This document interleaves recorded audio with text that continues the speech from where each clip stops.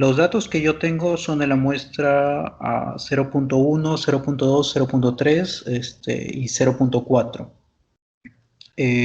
Bueno, he empezado en el orden de 0.1, que es donde lo he hecho paso a paso para esta presentación, y ya el 0.2, 0.3 ya más fluido, pues, ¿no?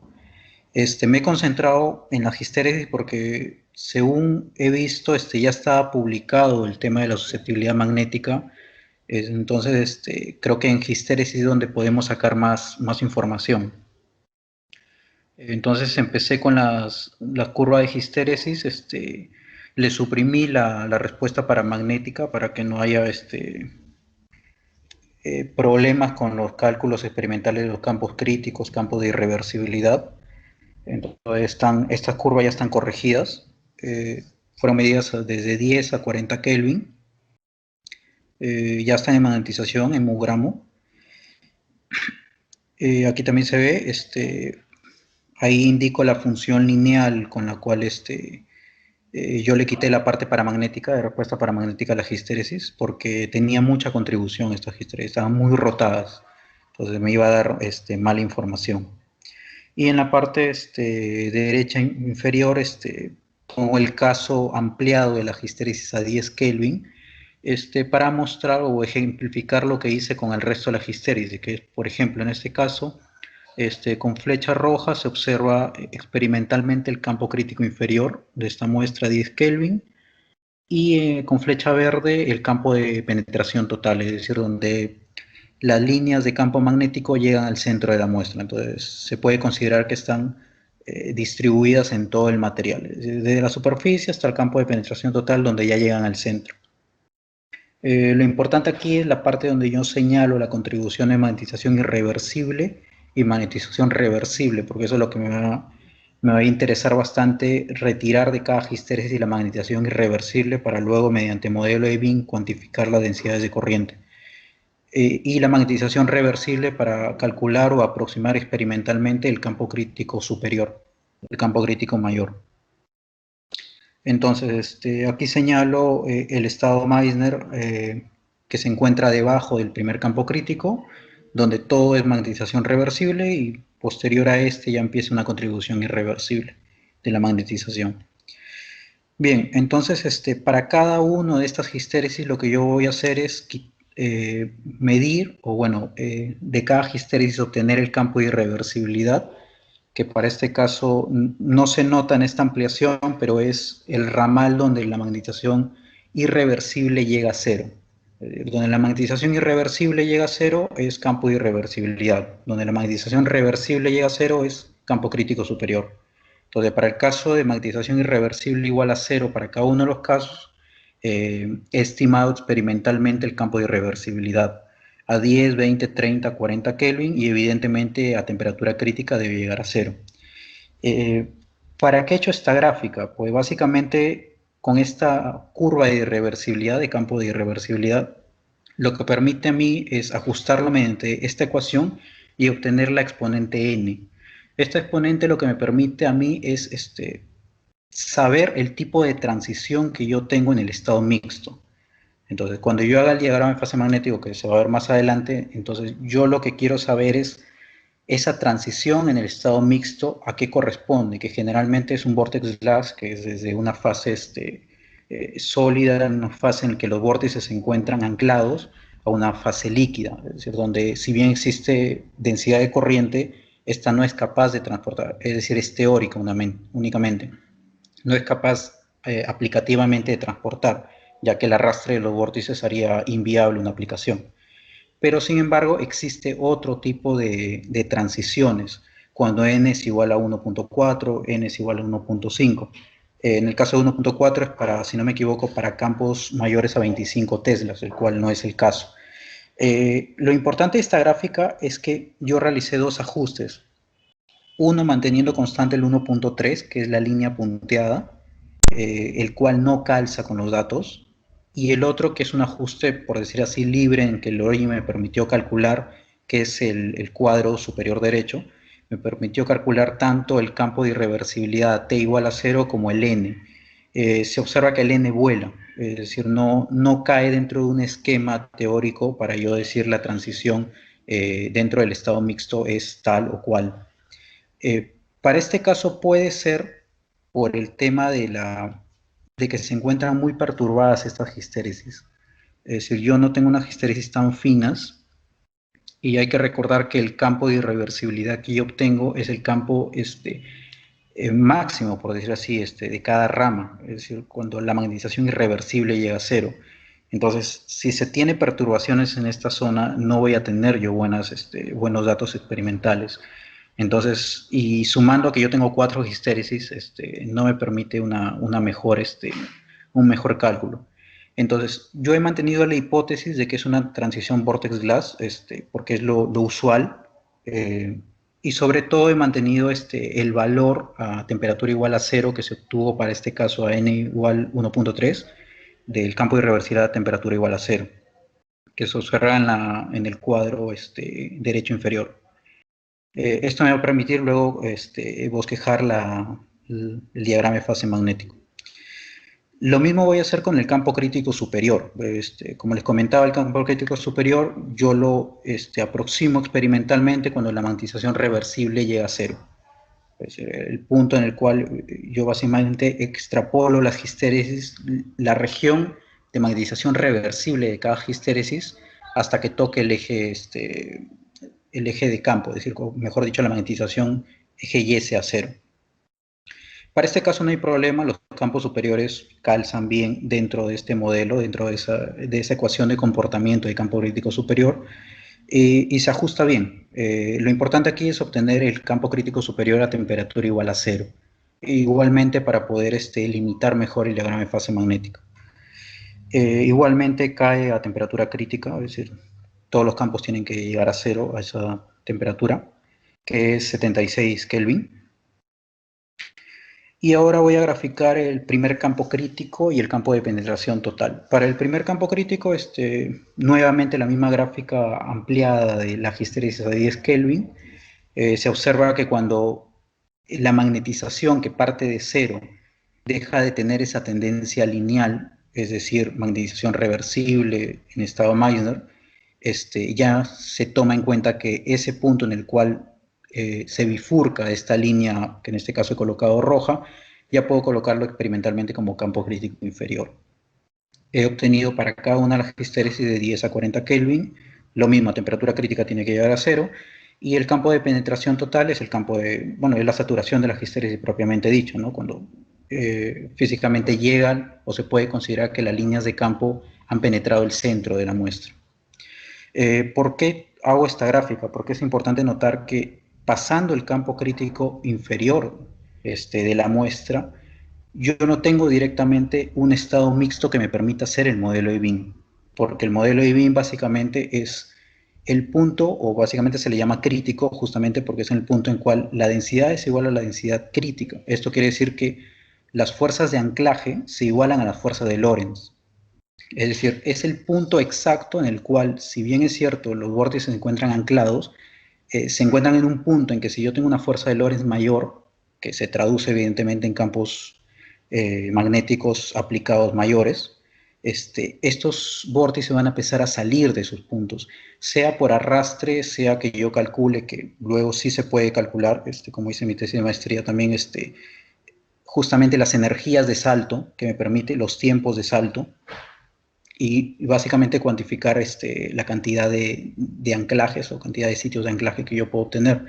Pero hay una región, que en este caso lo he colocado más o menos celeste, entre verde y celeste, que es una región que yo no voy a tocar como de modelo de Bin, porque justamente esta región, la fuerza de anclaje, es decir, la fuerza de pinning, es mayor que la fuerza de Lorentz. Se encuentran anclados, pero no en un estado crítico que me permita hacer modelo de Bin.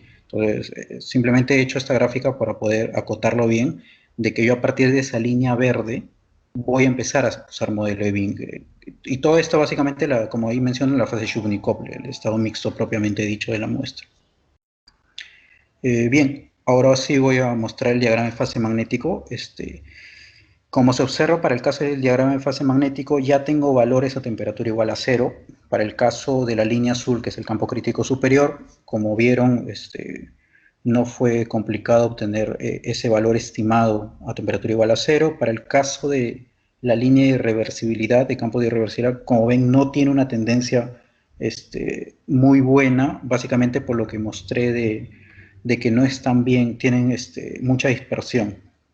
Y ese punto a temperatura igual a cero, ese valor de campo de irreversibilidad, es básicamente el campo aproximado que me dio el origen a n igual a 1.5 en una transición vortex-glass. Justamente por eso es que yo he mantenido esa hipótesis y he colocado un sólido de vórtice y un líquido de vórtice. He mantenido que es n igual a 1.3.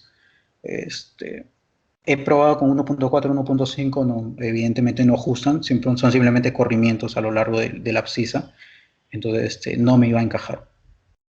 Entonces ahí menciono claramente que para el caso de sólido vórtices la densidad de corriente crítica es diferente de cero, es decir, existe una densidad de corriente crítica propiamente, y en el líquido de vórtices, debido al movimiento propio, los saltos propios al arrastre, que bueno, con una relajación magnética se podría estudiar mucho mejor el líquido de vórtice, ver qué tipo de arrastre hace, si es colectivo, si tiene un comportamiento Anderson-Kim, etcétera, pero bueno, básicamente es una región de líquido de vórtice no aplicable, es decir, la muestra en esta región celeste, casi blanca, no tiene aplicación. Está en el estado superconductor, pero no, la región aplicable está confinado entre el sólido vórtice, es decir, entre la línea azul que limita, la línea negra, perdón, que limita el estado Meissner de la muestra con diamagnetismo perfecto, y la línea roja. Y ya posteriormente el campo crítico superior, ya bueno, el estado normal. Para este caso se han obtenido, o tengo valores para temperatura igual a cero, que ya les he mostrado cómo lo obtuve, a valores de temperatura experimental 10, 20, 30 y 40 Kelvin, y propiamente el valor de temperatura crítica en que todo debe caer a cero. Se puede añadir más en el diagrama de fase magnético si yo obtengo los campos críticos superiores con las medidas de susceptibilidad magnética.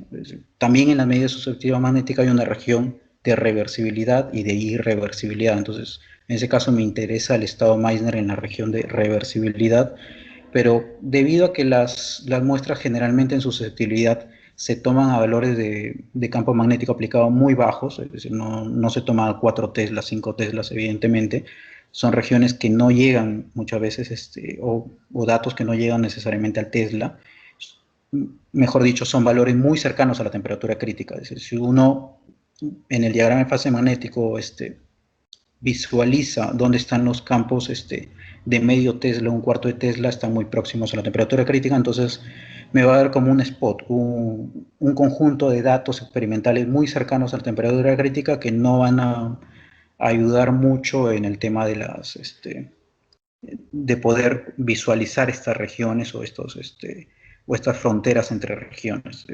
Si yo tuviese, por ejemplo, más valores o más histéresis, lo que podría hacer es no mostrar una consecución de punto a punto y una unión de punto a punto, sino propiamente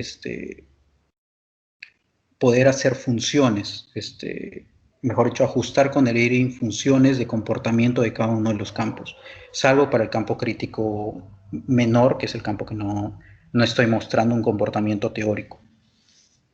Bien, pasando de aquí ya voy a hacer lo que es densidad de corriente crítica. Como le mencionaba de cada histéresis, suprimí la magnetización irreversible, toda la señal de magnetización irreversible. Posteriormente la magnetización irreversible mediante el modelo de Wien, como considero que este es una muestra en polvo, no es un filme, entonces es mucho más sencillo hacer el modelo de Wien, solo necesito el diámetro de cristalito que me lo envió Richard para cada una de las muestras, entonces se realizaron los cálculos de cada uno. Para poder verlo de una mejor manera, se unifica en una sola gráfica, se tiene para este caso, y en la gráfica interna lo que yo estoy haciendo es una semilogarítmica para ver supuestamente un decaimiento casi lineal, que es lo que debería verse. ¿Por qué hago esto? Porque justamente esta gráfica interna lo que me permite ver es la perturbación que tiene la densidad de corriente. Se observa que para valores de 30 y 40 Kelvin ya la perturbación a altos campos es muy grande. Entonces yo ya más o menos tengo una región en la cual mis datos ya no van a ser fiables. o mi dato de densidad de corriente ya no son fiables. Y tiene mucho sentido, porque justamente las regiones, es decir, los extremos de la histéresis es la parte más perturbada que se encuentra, justamente porque ya se encuentran altos campos y las contribuciones, las fases, las impurezas, etcétera, ya son mucho mayores. No es una muestra que me dé una señal tan limpia, una señal superconductora tan limpia de reversibilidad. Pero bueno, en este caso tengo que, para esta muestra, a x igual a 0.1, básicamente los valores tienden casi a 10 a la 5 amperes centímetro cuadrado, observando a primera vista el eje Y. Más adelante se va a básicamente calcular o estimar los valores ya cuando la temperatura es igual a 0, para tener un orden de magnitud mucho más preciso. De igual modo, como estoy haciendo una semilogarítmica, lo que muestro ahora son valores de densidad o gráfica de densidad de corriente respecto a la temperatura, que creo que esta gráfica es mucho más importante que la anterior, porque el anterior es directamente el eje Y, parte de cada uno de los ramales de magnetización irreversible de la histéresis, mientras en este ya son valores que yo he obtenido punto a punto a partir de la histéresis y es lo que usualmente se reporta, es decir, densidad de corriente versus temperatura. Entonces, para el caso de esta gráfica, yo he considerado valores de campo desde medio Tesla hasta 3 Teslas, y cada una de esas líneas que las une son ajustes de origen que yo he hecho respecto a ese comportamiento de decaimiento exponencial que yo muestro ahí. Esto lo que me permite a mí es obtener para cada uno de estos valores de campo magnético externo los J sub 0, es decir, los J, la densidad de corriente crítica cuando la temperatura es igual a 0. Entonces, ya esto me permite estimar mucho mejor el orden de magnitud teórico, por decir así, que puede llegar a tener la muestra cuando la temperatura es igual a 0. Solamente muestro un cuadro que es para el caso de un Tesla, pero he realizado para todos los demás, salvo para medio Tesla, que se observan que no tiene el ajuste. Es el único que no he realizado. No sé por qué el ORIN no me permitía ajustar esos puntos. Era lo único que dejé suelto, pero tengo 5 ajustes más, entonces creo que me da una buena estadística. Bien, entonces lo que voy a hacer es mostrar esos valores de J sub C cuando la temperatura es igual a 0. Se observa para cada uno de los casos, se observa, bueno, un decaimiento respecto al campo es mucho mayor, es mucho más intenso. Como ven, falta medio Tesla porque es el que no he ajustado, pero ya más o menos me da a entender el orden de magnitud de la densidad de corriente crítica teórica que puede obtener este material, esta muestra. Bien, una vez que tengo esto, que creo que es la parte que se podría reportar, o sería más práctico de reportar, lo que he tratado de hacer es un poco de dinámica de vórtices, como hice en mi tesis de maestría. No he terminado todavía esta parte porque debido a la perturbación de la densidad de corriente crítica experimental que he obtenido, no me permite trabajar tan fiable todavía, necesito un poco ajustarlo, pero básicamente lo estoy poniendo un poco para que vean en qué va encaminado esta parte, ¿no? La dinámica de vórtices que estoy trabajando es básicamente con la gráfica logarítmica de la densidad de corriente crítica versus campo. Lo que yo estudio son los regímenes de comportamiento de dinámica de vórtices, cuando son independientes del campo, cuando ya empieza a haber un sobrelapamiento vórtice-vórtice, cuando no hay sobrelapamiento pero existe interacción. Entonces, para esta parte ya es directamente vórtice, es ver vórtice y entender lo más básico de vórtice, que básicamente está compuesto por la línea de campo que penetra la muestra, su vecindad normal propia de la muestra, es decir, y son regiones que yo ya no considero como superconductoras dentro del material. Si yo estuviese hablando de un material que sea un filme, se me haría más fácil ejemplificarlo, por ejemplo, colocando que es una hoja de papel, y yo con una perforadora voy perforando, haciendo huecos, que inicialmente son muy dispersos unos de otros. Básicamente esos son los vórtices, son regiones donde los huecos representan estados normales, no superconductores en mi muestra. Y si yo sigo perforando la muestra, va a haber puntos, o el papel, va a haber puntos en que ya es considerable estos huecos, estas regiones no superconductoras, y va a llegar un punto en que incluso se sobrelapen. Entonces, estos son los regímenes de comportamiento en dinámica de vórtices. Entonces, todo este apartado tiene un desarrollo teórico, como ahí lo menciono, de Ovchinnikov e Ileb, y de Van der Beek, que es quien lo trasladó a IPCO. Entonces, yo básicamente he hecho una similitud de lo que yo hice en el IPCO sobre MGO en la tesis de maestría. Y básicamente la dinámica de vórtices lo que me permite es uno, comprender los regímenes de comportamiento y otro, cuantificar valores. Por ejemplo, cuantificar la densidad de puntos de anclaje que tengo en mi muestra, cuantificar el diámetro de los puntos de anclaje y básicamente por ahí comparar tal vez con rayos X o con otros, quién sería eficazmente mi punto de anclaje en mi muestra. Entonces, yo ahí tengo las ecuaciones para los regímenes. Yo he encontrado tres regímenes ordenados y uno desordenado, que es lo usual que encontré también anteriormente. Este es mi régimen de vórtices para esta muestra. Como ven, la región 4, bueno, evidentemente tiene un decaimiento muy desordenado, pero a mí lo que me interesa son los regímenes 2 a 3, porque es justamente la parte importante donde los vórtices tienen interacción. En el régimen 1, que es la parte izquierda superior, es un régimen que básicamente el J o la densidad de corriente debería ser constante, o prácticamente es constante. Es decir, J debe ser independiente del campo externo. ¿Esto a qué se debe? O experimentalmente a qué se debe? A que los vórtices existentes están muy lejanos unos de otros y se puede considerar que no existe interacción uno a otro. Entonces, básicamente yo no puedo hacer un estudio mayor aquí, más que decir que simplemente existe regímenes sueltos, o es decir, existen vórtices que no se sobrelapan, no tienen interacción entre sí. Puede hacer el apartado teórico que menciona acá en el régimen 1 y obtener la densidad el diámetro de punto de anclaje, pero para regímenes 2 y 3 es donde yo ya considero interacción de vórtices. En el caso del régimen 2, considero que ya existe una interacción vórtice a vórtice y esto merma la densidad de corriente crítica y obviamente tiene una decadencia. Esta decadencia es evidente porque si yo aumento el campo magnético externo, estoy aumentando la intensidad y el número de líneas que penetran el material y por tanto estoy aumentando los vórtices. Entonces, existen más vórtices, ya existe interacción, es decir, esto va a mermar. Volviendo al caso del papel que yo estoy perforando, va a existir menos papel, va a existir más orificios. Entonces, evidentemente lo que queda del papel es la región superconductora que queda, la región que es aplicable. Los huecos que yo voy dejando es región normal no aplicable tecnológicamente. Para la región 3 el decaimiento es mucho más preciso o mucho más, decae mucho más rápido. Y aquí es la parte en que yo todavía no he terminado porque teóricamente el régimen Trello ya debería tener decaimientos como el de la línea azul, es decir, valores de alfa mayores a 1. Sin embargo, para el resto de casos yo tengo valores similares al caso del régimen 2 y no debería ser así. Parece que todo es un solo régimen o que son regímenes muy parecidos.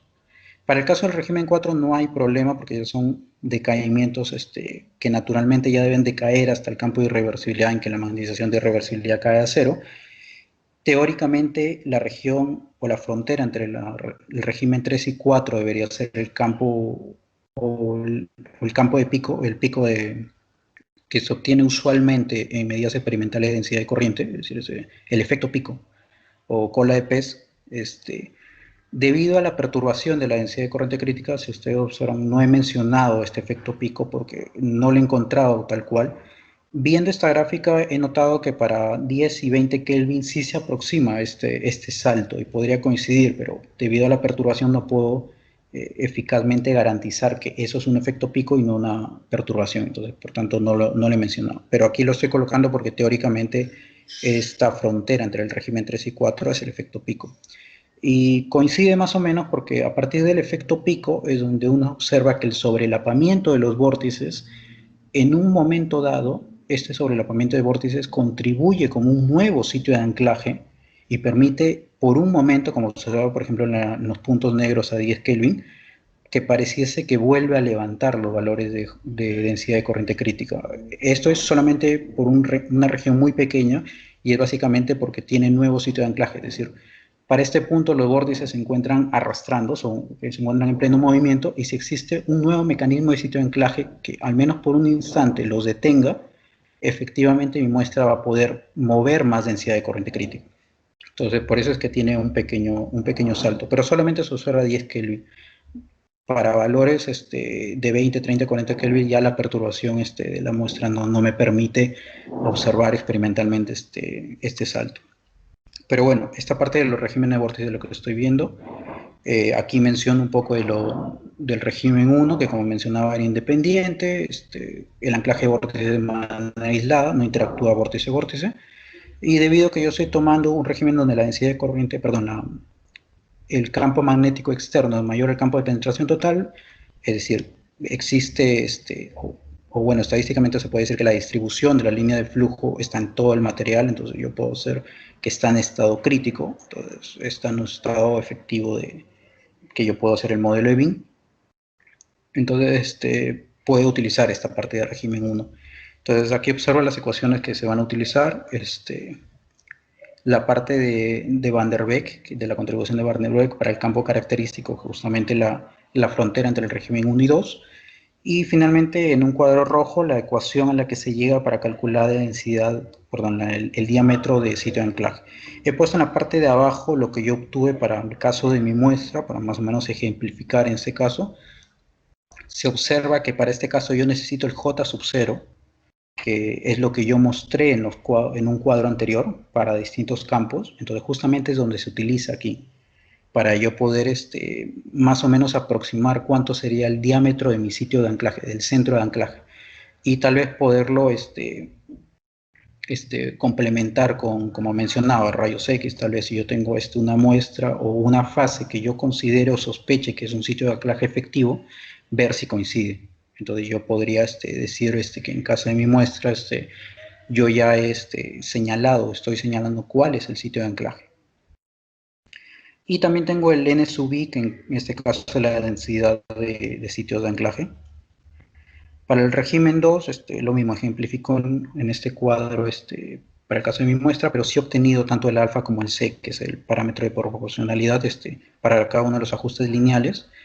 Y para el régimen 3 lo mismo, tiene el mismo comportamiento y como menciono aquí que está en rojo, el alfa debe ser mayor a 1 o igual a 1. Que es justamente el caso donde me he quedado, porque no estoy considerando si es un régimen 2 grande o se tiene que partir como yo estoy tomando, el camino que yo estoy tomando de este análisis.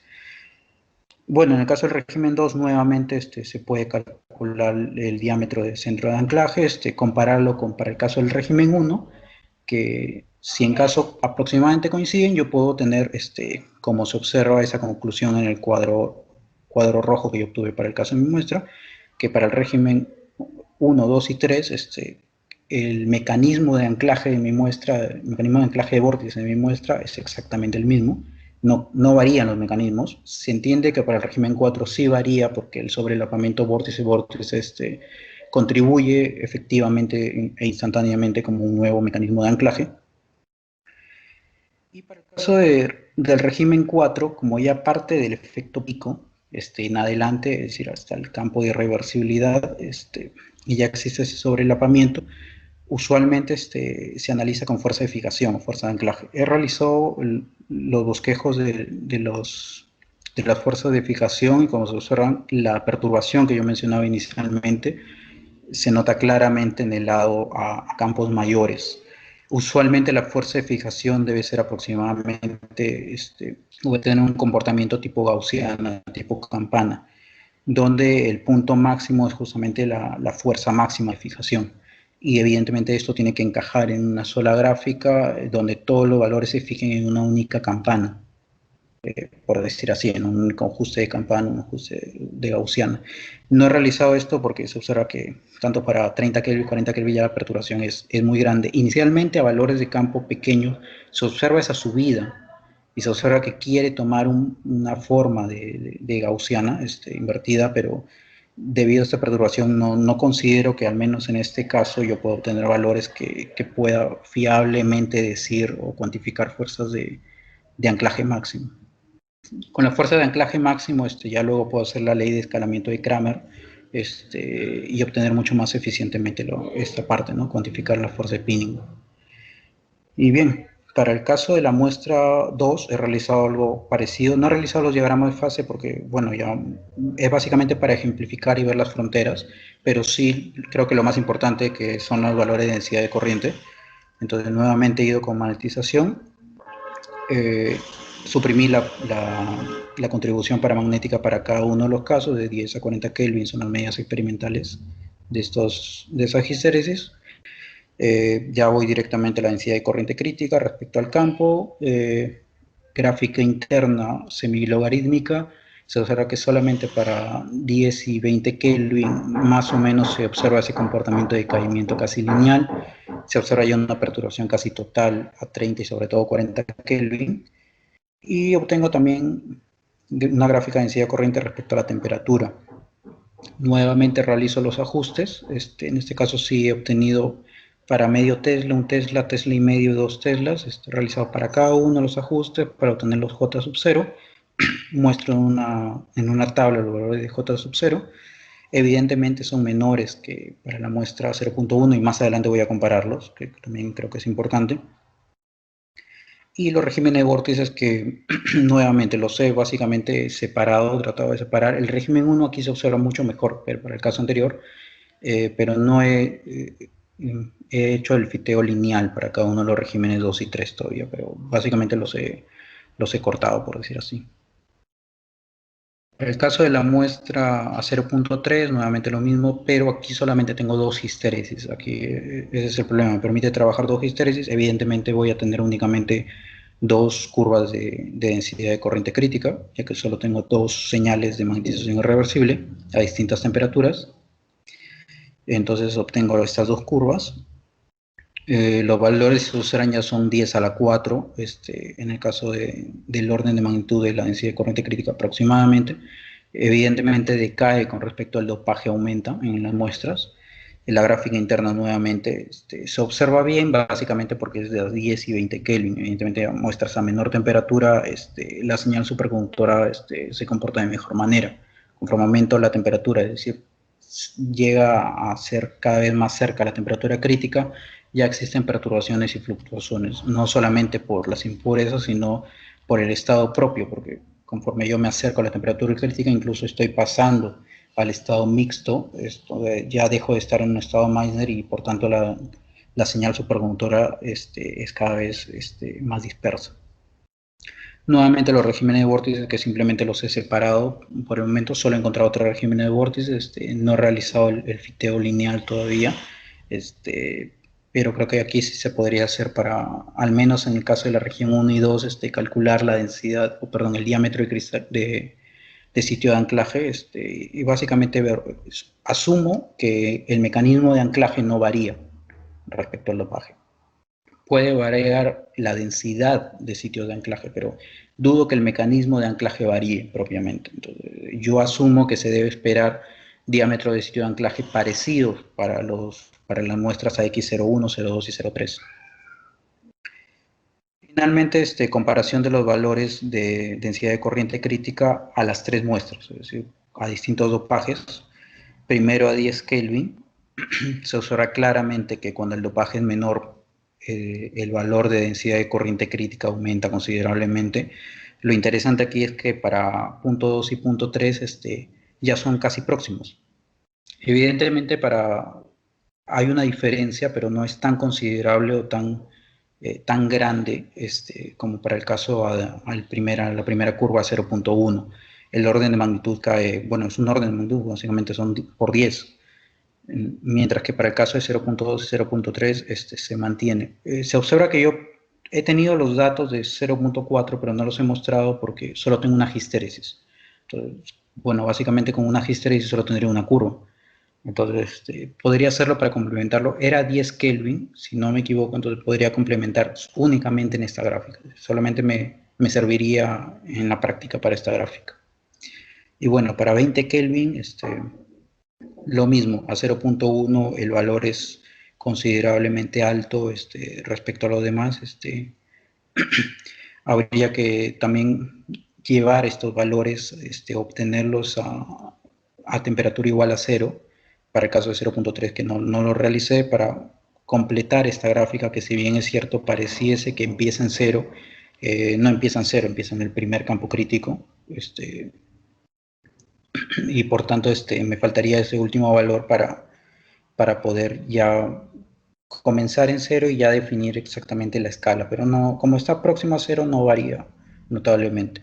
Solamente he mostrado para 10 y 20 Kelvin porque se observan para el caso de 0.3 yo tenía solamente las histéresis a estas temperaturas.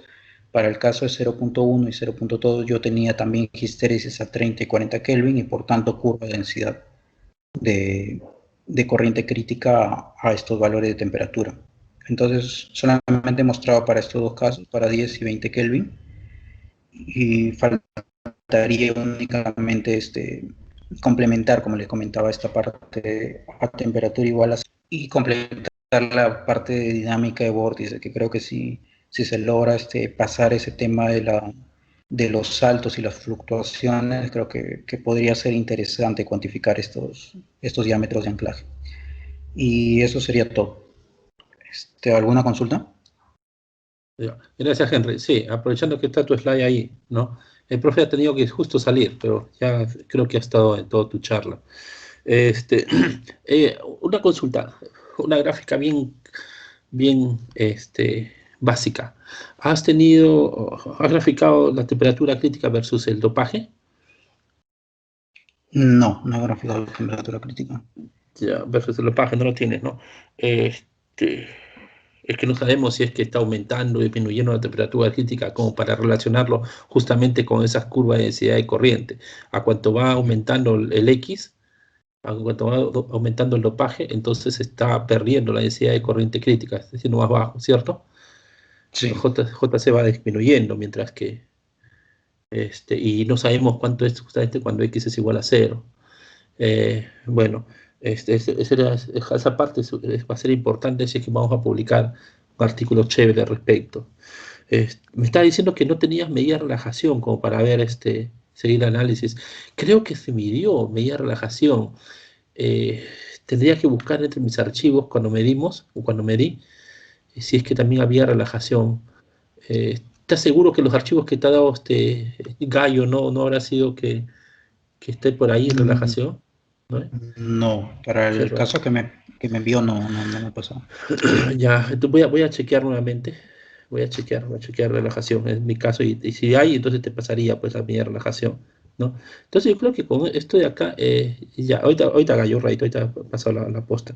Gallo tiene un montón de preguntas también. Creo que con esto da bastante.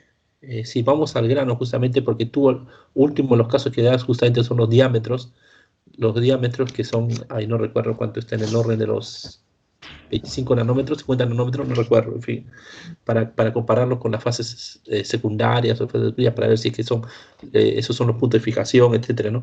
Pero quizá podemos aprovechar, no solamente eso, sino aprovechar justamente estos cálculos como para meter en la pulpa, mejor dicho, la pulpa, ya los gráficos, ya quizás los regímenes podría ser, pero los gráficos de densidad de corriente o esto quizás también podría ser, pero los gráficos básicos, como curva de estéresis, su utilidad por temperatura, eso ya ahí dejarlo en el paper para un material suplementario quizá y concentrarnos en la pulpa, y aumentando el XPS, ¿no? Yo creo que inclusive si lo manejamos bien el artículo, podríamos publicar un PR, un Physical Review B. ¿Qué te parece, J? ¿Qué opinas? Sí, primero felicitar el excelente trabajo de Henry, ya que no es sencillo, o sea, que hay que trabajar las gráficas y luego, como dice, separar el trigo de la paja y, y queda un excelente paper, Luis. Entre preguntas, bueno, si vamos a pasar la parte de preguntas me reservo, pero no, está muy bien para un... Hay que pensar alto, porque tenemos buenos datos que hay que Sí, explotarlos. sí, son buenas. Justamente cuando vi esto ya, Henry se ha nutrido inicialmente, pues le ha tomado años para aprender esta situación, ¿no? Le ha tomado años, yo he sido testigo. Ha leído primero, empezó con su tesis de licenciatura así básico, esto es de preparación, categorización, cosas así, básico, y después comenzó a trabajar conmigo, y con Ángel justamente, y ahí ya, Ángel ya se desligó porque tiene que hacer varias cosas, y comenzó a trabajar conmigo, y después ya estábamos llevando a Cambridge, ya tuvimos el financiamiento para llevarlo a Cambridge, inclusive, ya habíamos sacado, pero por cuestiones políticas del Concitec, era una jarana ahí. ¿no? Pero tomó años, porque ahí se nutrió bastante de tu tesis, de mi tesis, se lo leyó así a ojo y al tesis de maestría, me refiero, tu tesis de doctorado también, y de maestría, y le fue muy poco y le di las claves, los papers fundamentales. Tuvo a la mano el libro de Kramer, que tienes que comprarlo, Henry. Tuvo a la mano el artículo de Yechurún, que nunca lo leí, lo ojeé nada más, pero está justamente todo explicado ahí. Y el artículo del estudiante de Yechurún también. Y eso ha sido, y otros artículos también, ¿no? Que, dicho sea de paso, si necesitas Henry, yo tengo acceso a los libros de Springer. Entra a Springer, cualquier momento que tengas libre, entra a Springer y ves si necesitas algún libro. El libro, me refiero a Springer, a un libro de Springer sobre superconductividad, sobre medias magnéticas, etc. Me pasas el link y yo te lo puedo descargar el libro de Springer, ¿ya? Para pasártelo, de superconductividad es una cosa. Entonces, justamente he descargado esto del XPS, pues motores también, pues yo sé paso, te lo voy a pasar luego. Entonces yo creo que sí, da esta situación agarrar la pulpa, porque ya no agarrar la densidad de corriente, digo, no agarrar susceptibilidad a la temperatura, estéreis y cosas básicas, sino ya irnos a la pulpa con la densidad de corriente y los regímenes, que está súper interesante, porque ahí Henry está diciendo que el régimen 2 con el régimen 3, en los dopados, no hay mucha diferencia, porque en el IPCO hay diferencia, pero aquí en esta muestra no hay mucha diferencia, quizás sea el mismo. Entonces, podríamos quizá explotar bastante los regímenes de los vórtices, ¿no? Justamente la frontera de los vórtices hay un overlapping, etc. Ahí hay infinidad de cosas de este Calabacu dopado que se puede explotar, no presentar en las gráficas de subjetiva versus temperatura, todo eso se puede poner quizá en material secundario, ¿no? Irnos al grano con unas ecuaciones fundamentales, poner la parte XPS también al grano, ¿no? Y eso da, yo creo, para un PRB, para un Physical Review B, creo yo, en mi opinión. Pero tendríamos que meterle cabezazo, tenemos que meterle un montón de cabeza, Henry, JC tenías que meter bastante cabeza también, y yo te voy a tener que bastante cabeza para que quede un paper súper genial para un Physical Review B. ¿Te parece, J? ¿Lo trabajamos? ¿Sí? J. Sí, está Ya. perfecto. Perfecto, excelente. Muy bien. Entonces, Bueno, salgo del CTNO primero. ya, excelente. Entonces, Henry, entonces trabajamos en eso, pues le damos punch al paper bueno, el trabajo de Gallo en realidad. Al Gallo también lo ponen como esto también le ponemos ahí entre los autores también, de paso, como justamente su tesis. Perfecto. Entonces, ahí Gallo tiene bastantes preguntas, seguramente ya, no sé, pues, está recorrando, en este momento Gallo está recorrando, ¿no?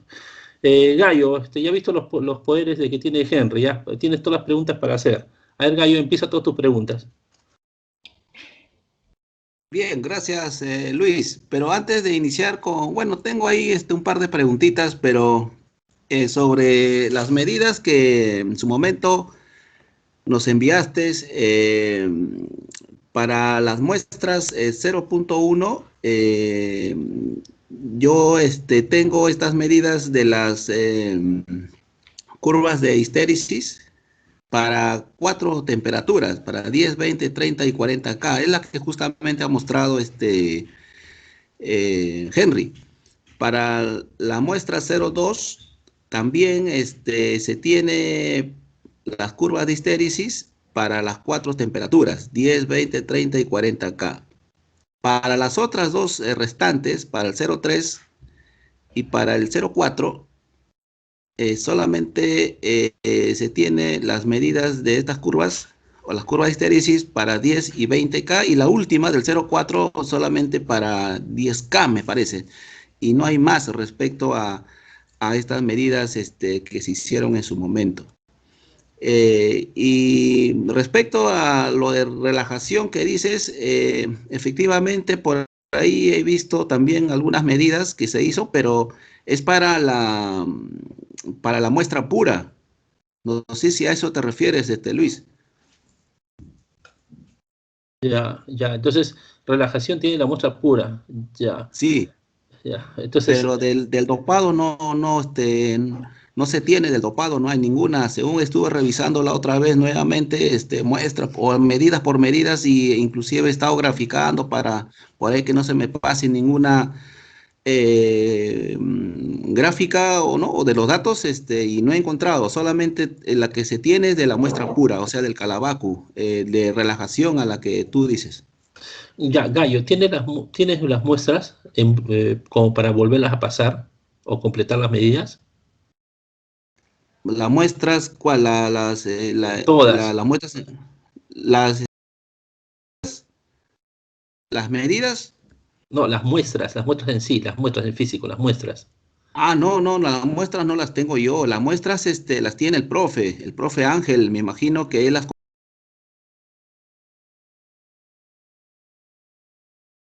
Vórtices es para n un exponente igual a 1.3, pero existe también un par que, como ya mencionas, 1.4, 1.5, que es para valores altos de campo, si yo tengo valores de 25 a más Teslas, o como también si ya existe, si no me equivoco, un arrastre de vórtices, que no considero que es este caso, pero creo que en este caso sí sería fundamental ver el tema de relajación, que es donde podría ya cuantificar mucho mejor el arrastre de vórtice. Pero para responder a tu pregunta, en realidad yo hago estas dos ajustes.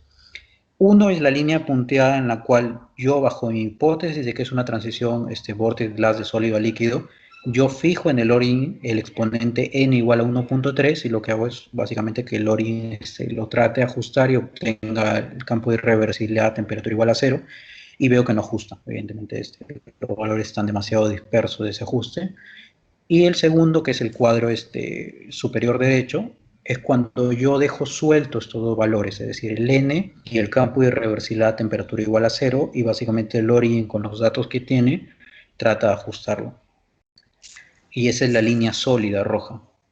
Entonces, por eso es que yo ahí menciono en la leyenda que la línea sólida es el ajuste cuando yo tengo estos dos valores, estas dos variables sueltas, que es el BIR a 0 y el N, y la línea punteada es el ajuste con N igual a 1.3. Yo he mantenido, como mencionaba, la hipótesis de este tipo de transición porque es la usual y también porque en realidad solamente tengo 4 valores de irreversibilidad y si ya encuentro que las histerias están relativamente perturbadas, no puedo fiarme tanto. Entonces, por eso es que en este caso he mantenido la hipótesis. Y bueno, básicamente porque un n de 2.8 teóricamente no significa nada, vuela sobre todo este esquema teórico. Ok. A ver, en tal caso, Henry, el ajuste es, obviamente, que haces se basa, obviamente, a que esta curva teórica, en tal caso, coincida, pues, ¿no? Con este ajuste o con la curva experimental. Y por eso me parece que tú le das este valor. En tal caso, buscas una proximidad, ¿no? 1.3. Claro, he hecho dos casos, uno en que he fijado el 1.3 y otro en que lo he dejado libre, que el Origin lo ajuste totalmente, que me ha dado 2.8. Claro, porque podría pensar de repente, ¿por qué no n, por ejemplo, no sé, 1.6 o 1.7? De repente esos valores de repente no ajustarían bien esa curva, ¿no? Me imagino que por ahí anda más o menos tu ajuste ahí, n igual a 1.3. Sí, en realidad teóricamente, hasta donde yo tengo entendido, solamente he encontrado a 1.3, 1.4 y 1.5 para darle un sentido físico. Es decir, obviamente Ah, este ya, n ya, puede ya. fluctuar bastante, pero yo solamente tengo que básicamente centrarme en esos 3 valores porque eso es lo que me daría el sentido físico de la transición. Obviamente experimentalmente me va a dar un valor mayor, pero yo creo que más es por los datos que por una transición distinta. Porque a 2.8 no tengo conocimiento que haya una transición a 2.8, es demasiado. Entonces, debe ser más que todo por los datos, por eso he mantenido el tema de la hipótesis de transición. Ok, ok. Y la otra curva es para N1, ¿no? Según he visto ahí el otro, hay otra curva que hace también un ajuste según he A ver, sí. observado para n igual a 1. Esa de ahí, ¿no? Sí, pero ese Esa es de el ahí, campo el superior. ajuste. Ya. Ya, ya. Bueno, ok. ¿Más Ya. pregunta, Gallo? ¿No hay? ¿Sí? Gallo. Sí, ya de mi parte, una última sería, he estado también ahí viendo, Henry, de que hay una evolución, importante acerca de la densidad de corriente, ¿no? En la primera muestra, resulta, efectivamente, se ve como se menciona en la literatura la cola del pescado, ¿no? Le llaman así, me parece. Pero en la muestra siguiente, la del 0,2, se muestra más pronunciado, ¿no? Y se observa efectivamente un perfil, ¿no? Ese es para ¿no? Para el 0,1, ¿no? Ahí se observa efectivamente. Y la otra, en la 0,2, en la otra muestra, en la donde se ve efectivamente un perfil bien pronunciado, ¿no? Y esos cambios, ¿a qué se deberían, Henry? Sí, por ejemplo, para el slide que estoy mostrando, aproximadamente para 10 Kelvin, ese efecto pico debería estar más o menos en esta región, que justamente se observa un incremento. Este ligero incremento en el caso del efecto pico, básicamente por el sobrelapamiento de vórtices, es decir, esta región tiene, si yo considero que para el resto existe un único mecanismo de anclaje de vórtices, esta región tiene doble mecanismo de anclaje de vórtices, porque los sobrelapamientos por una región muy breve actúan como también anclaje. Entonces, por eso es que aumenta y por eso da experimentalmente esa subida momentánea. Sin embargo, para 20 Kelvin yo observo que en la región donde yo debería obtener esta región que aumenta, no tengo datos aquí. Y es básicamente por el salto en la histéresis que se dio, es decir, ya es un tema experimental. Entonces yo asumo que aquí es donde debería existir, en esa región de entre 1 y 2, donde no hay data, donde debería existir justamente ese aumento. Se observa, por ejemplo, para el caso de la curva verde, para 30 Kelvin, que existe un salto. Sin embargo, no me fío mucho de ese salto porque, como se observa en la semilogarítmica, que es la gráfica interior, ya a 30 Kelvin el comportamiento ya es muy fluctuante, tiene esos saltos. Por ejemplo, yo puedo decir que entre 1 y 1.5 ese salto es el efecto pico, pero anterior a eso también tengo otro salto.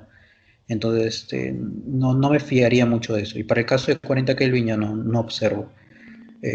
Yo lo que más o menos he tratado de hacer es, una vez que yo tengo el tema de la dinámica de vórtices que mostraba aquí, yo sé que entre el régimen 3 y 4, o en caso sea fusionado el 2 y 3, entre el régimen 2 más 3 y el 4, esa frontera es el efecto pico, porque justamente es ahí donde cambia o bueno, aumenta un mecanismo de anclaje adicional. Entonces, yo he visto que coincide aproximadamente ese salto, si observan es casi 1, aquí, para 10 Kelvin, y para el caso de que yo estaba mostrando aquí, más o menos por acá es la región en que empieza el salto, se dan cuenta, aquí empieza a aumentar. Entonces, este sí es efecto pico. Yo no lo he colocado, no lo he mencionado ahí porque yo veo que para el caso de 20 Kelvin me falta data ahí, para el caso de 30 Kelvin no me fío y para el caso de 40 Kelvin no observo. Pero básicamente eso me da cuenta de que yo este régimen más o menos lo he cortado bien, al menos en esa parte. Entonces yo me fiaría más de pulir estos datos en el régimen vórtices, definir mejor las fronteras y de aquí partir para saber dónde está el efecto pico en las curvas de densidad que se encuentran perturbadas, no al revés, como usualmente sería. Entonces, yo creo que partiría de acá. Entonces, pero para responder a tu pregunta, sí, el efecto pico es más que todo por la perturbación que no se encuentra, pero en realidad el sentido físico es básicamente el sobrelapamiento de vórtices y un mecanismo adicional de anclaje de estos. Ok. Gracias, Henry. Ok. Henry, Henry. Ya. ¿Alguien está? Ok. Ya, Henry, una consulta. Alguien, apaguen su micrófono, por favor, todos. apaguen sus micrófonos todos. Apaguen sus micrófonos todos. Perfecto, ya. Sí.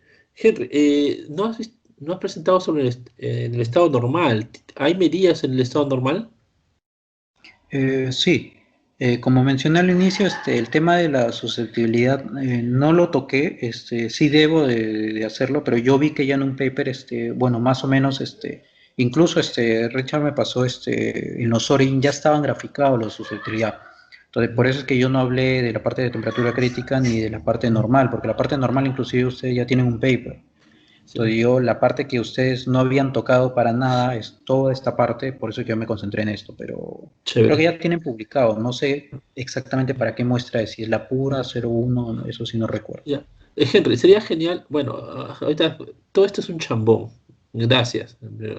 Todo es un chambón. Esto de acá es sentarse, graficar, ajustar. Esto es un chambón, sabemos, hacer todos los cálculos. Afortunadamente tú estás, en estos momentos, estás fresco en esta parte. Entonces, como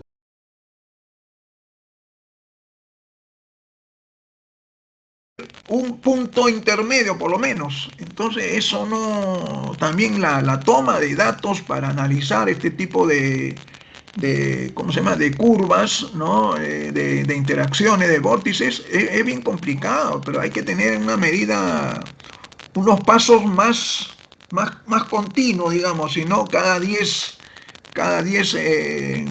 grados de temperatura hubiera sido una cosa magnífica. Bueno, pero también estamos pues usando gratuitamente estas medidas y son costosas, ¿no? Pero digamos que una primera aproximación se puede obtener, pues no, porque también recuerden que nuestras películas son también poco, ¿cómo se llama?, de islitas, ¿no? A veces hay, cuando uno ve ¿cómo se llama?, en la pantalla, en el microscopio, vemos que hay superficies un poco no cubiertas, por ejemplo, ¿no? Se ve el sustrato, pero no hay material.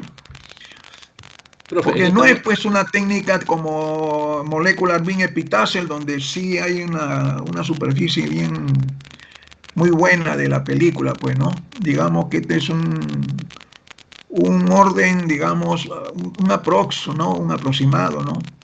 Porque también el costo de producción es bastante, pues, ínfimo con respecto, pues, a tener un equipo de sputtering o de molecular beam epitaxial, donde los costos son pues altísimos, ¿no? Y también de alto vacío gigantesco. Bueno, esa era mi intervención. Gracias. sí, sí, profe, estas muestras son preparadas por método de reacción de estado sólido y en la muestra de Richard, que es un bulk, es muestras en polvo. No es película, es la muestra del borato, Calabacu borato, dopado con borato.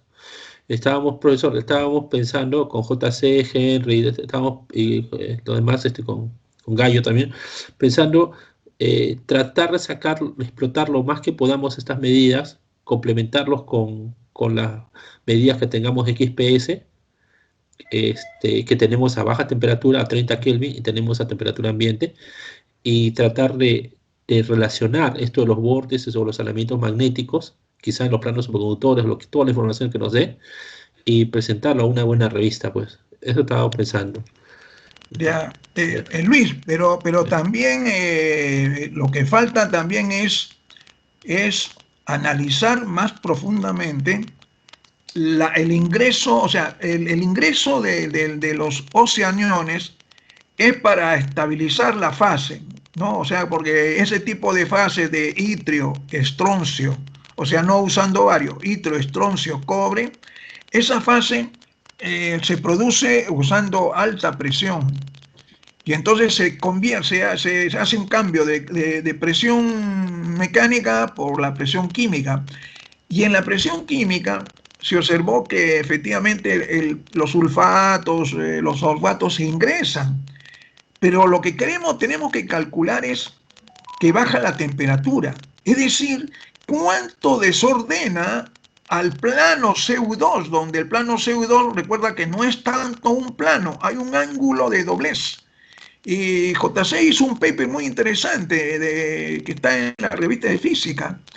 Y más bien con un buen rivel, ver cómo esa doblez influye, ese tipo de ángulo ha cambiado mucho, etcétera, porque reduce la temperatura. ¿Te das cuenta? No, de 90 acá lo pasa no sé, creo que a 50, 60, me parece, no sé, no he visto las curvas de... Ustedes que han medido ahí, pues tienen que saber la curva de M versus T. Sí, Bueno, por ahí también hay otro tipo de cosas que se podría hacer, ¿no?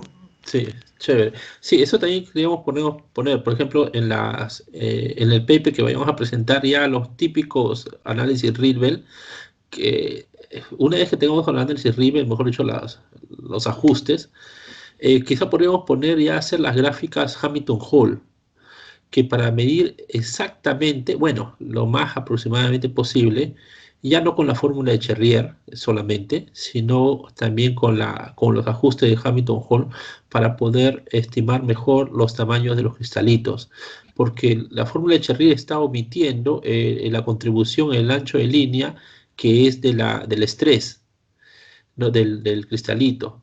Entonces, con esta fórmula de Hamilton-Hall, se utiliza una vez que se ha hecho el Rietveld.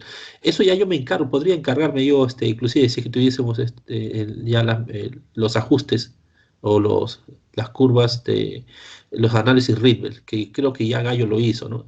Y yo creo que da para un paper, Darle sí, una buscada si tenemos sí, todavía material, ¿no? Por lo menos de uno de ellos, ¿no? sería ¿Sabe genial, por sería qué? genial. Porque, ¿cómo se llama? También el que aumenta el grosor de la línea, también es el usar, pues, el K-alfa 1, K-alfa 2 en el tubo de cobre.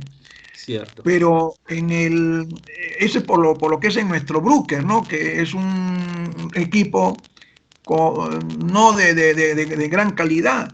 El equipo de gran calidad que ahorita tenemos es la que está en el Ingemep, que es un Maxuma no sé cuánto, que le ha costado $500,000.